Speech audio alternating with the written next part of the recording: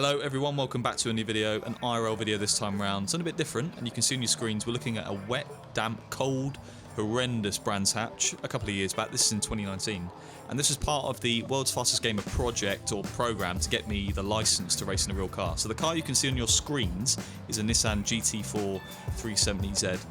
This club, or this race, I can't remember the name of it, but it was basically a club level race. All sorts of cars on the grid. You see the Clios, Seat TCR cars, a BMW E Series, and a Golf in front of us right there. So a real lack of parity from the front of the grid to the rear of the grid. So you'll see throughout the race we're lapping cars left, right and centre. The cars we're racing with are quick, but they're quick in different areas of the track, and we'll get to that later. But on the way to the grid then, Brands Hatch, and we qualified 5th. The race itself was a 60-minute race. There's 2 drivers per team, and you'll see, I'll talk about him later. Miguel, my teammate, jumps in at the halfway stage. I'm starting the race, and we qualified on the 3rd row then, on the inside.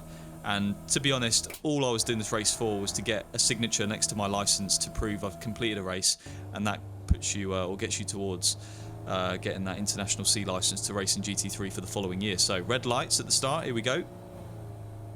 Away we go. And rear-wheel drive Nissan, a lot better than the front-wheel drive cars in front of us.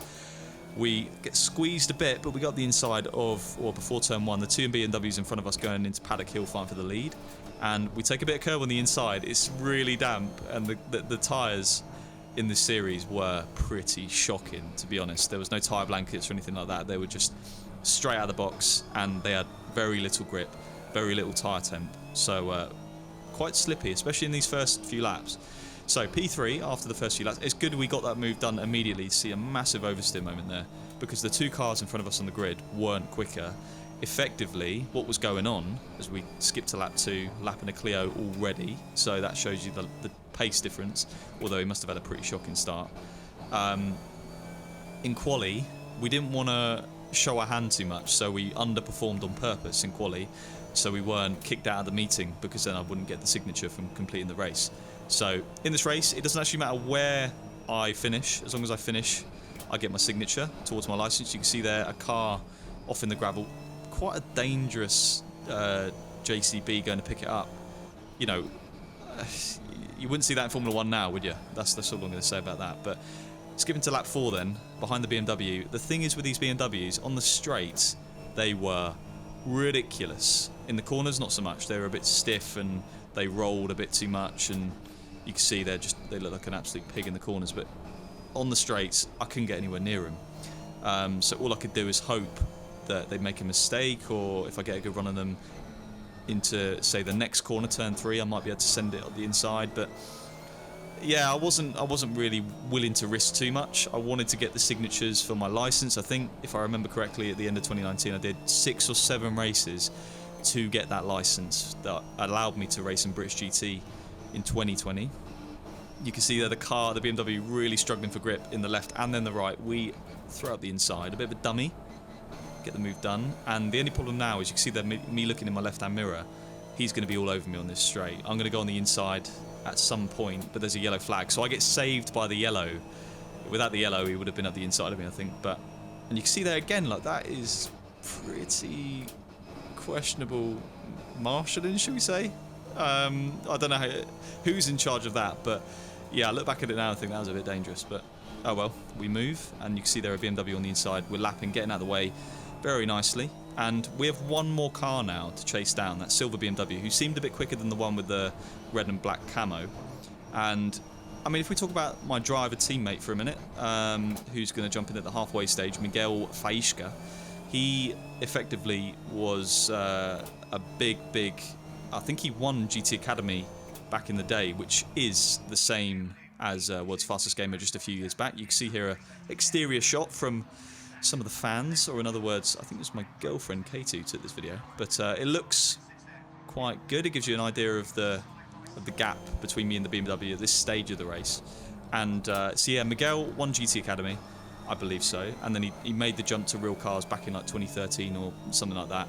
So he knows exactly how this process works, and he was a great driver coach and person to lean on in this early stage of me fresh off winning World's Fastest Gamer and then going into the real cars he was the perfect person for me to kind of learn the ropes.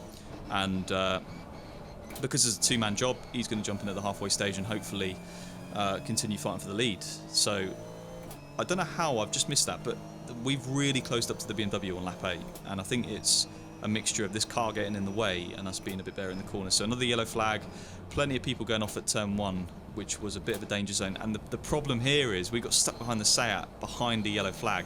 And there you go, you can see there, I think is that a Porsche out on the gravel on the exit of paddock. But that cost us a few seconds. Again, not that it really mattered too much, but I saw it as every opportunity you're in a car was an opportunity to impress someone. So the team that were running this car was the same team as that were running me in British GT, so it's Rocket Motorsport, Team Rocket RJN, and yeah, I wanted to show them that I could actually drive. You know, it always motivates mechanics, engineers, whoever, if they know their driver's handy. And so lap 12 behind the safety car, and that's something in these signature races I had to get used to. Was there were plenty of safety cars. You know, there's people on this grid of completely different levels, not only of car but of drivers as well. So you basically had to expect the unexpected at all times. So safety car comes in on the end of lap 12, and you can see that the BMW pulling away a lot going down the start-finish straight. I mean, that is absolutely ridiculous. I think that's quicker than the other BMW we tried to get past earlier, to be honest. And we're sticking with him. Hopefully he makes a mistake. And if we can get near him in the corners, we can go for a move. We know that. We saw that with the last BMW. As you can see there, the spectator grandstands are absolutely filled to the brim. So, you know, all that pressure of performing in front of thousands of fans, it got to me. I'm not going to lie. But you can see there, going through turn 3, a lovely camera angle where you can't actually see any of the cars, which is perfect for what you guys want. You want to see absolutely nothing, of course. Staying off the curbs a bit there on the inside. As I said earlier, it's damp track, so every lap the track's getting a bit drier, so you can be a bit more wacky with what lines you choose.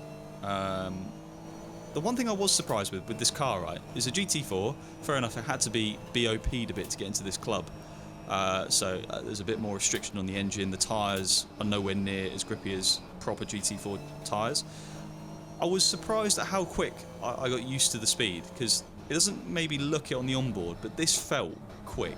All I drove before this was my karting stuff when I was younger, a Formula Ford 1600, the Sim, Citroen C1 I think, which we'll be making a video on that as well. It's quite funny. And this. So this was the first proper race car I've drove, and it just didn't feel that. I was really surprised at how quickly I got used to the speed of it. So lap 21, this is it. This is where the traffic's going to get involved. You see that the BMW, it can get the power down, but he's going to make a bit of a risky move there, coming across that Clio. But fair enough, he did it, I didn't, and I'm stuck behind all these cars now going into turn 1, so he gets more of an opportunity to gap me, which is not ideal. You see there the Seat getting in the way, but I can't go up the inside because there's a Clio on the inside, so properly compromised there. And so yeah, the car itself, I think we had a couple of practice sessions to get the setup where we wanted it, but again, it didn't matter too much, so it wasn't the end of the world. You can see there we're taking a wide line, still a bit slippy. I think you saw me there shake my head. I was a bit annoyed that we lost all that time to the BMW. So yellow flag going into sector 3, and of course on the Brands Indy circuit for this kind of club level stuff, it makes sense. I don't think they do too much on the GP circuit. So back with the BMW on lap 23. So getting there, staying with him, approaching the halfway stage of the race, approaching the pit stop. So I could, in theory, hand over to Miguel, who had a lot more experience at the time, and in practice, I think we were very level on pace. It was hard to say because the conditions were changing left, right, and centre. It was November in the UK, so you know, not the best time in terms of weather to be in the UK. We're starting to get more confident now. You can see we're starting to use more of the track on entry, using more of the curbs in certain places, and every lap I'm learning. You know, at this stage I was very raw. This was before British GT, so I was very raw in terms of how I drove a big GT car. If I did it now, I would approach it slightly differently and naturally be a bit better, but you got to learn. And it was just I can't believe now how little I knew then, but how unaware I was. So I just didn't know how to manipulate the car with the weight transfer and how driving a GT car, how to optimize doing that. Whereas at the time I basically sat in the car and drove it, you know, brake here, on the power here. There is more to it, but I was so unaware at the time, and it was quite nice just being, yeah, raw in that sense. But lap 26 then, we've lost a little bit of time to the BMW, but we're within a couple of seconds. This is the lap we're going to pit. So the team came on the radio and said box, box, box, so I'm going to indeed box. Unfortunately stuck behind this Beamer going into sector 3, who's really getting in the way. It's like he's costing me so much time right now. But he's coming into the pits, and he probably thinks I'm not, so he tried to get out of the way, but he wasn't. That's costing me a lot. The BMW who was in the lead stays out. He's going for a bit of an overcut, and that was a really, really bad pit entry. We didn't push it at all. I'm not going to show you Miguel's stint because nothing really happened, but Miguel maintained the gap, and we finished 5.3 seconds off the leader. We, if you look on the right hand side, set exactly the same fastest lap of 51.474. I'm going to come in, you'll see the driver swap, and that is it. So something a bit different today. I hope you enjoyed. Give it a thumbs up if you did. And I've got more of this kind of stuff from 2 years ago when I was on that program to get the license for British GT in 2020. Next up is going to be a funny video of a race I did in the Citroen C1, which I can't actually watch without giggling to myself. It's just such a funny car to be racing. But yeah, hope you enjoyed. Hope you're all doing okay. Thank you for watching another video of mine. Take care, and I'll see you all on the next one.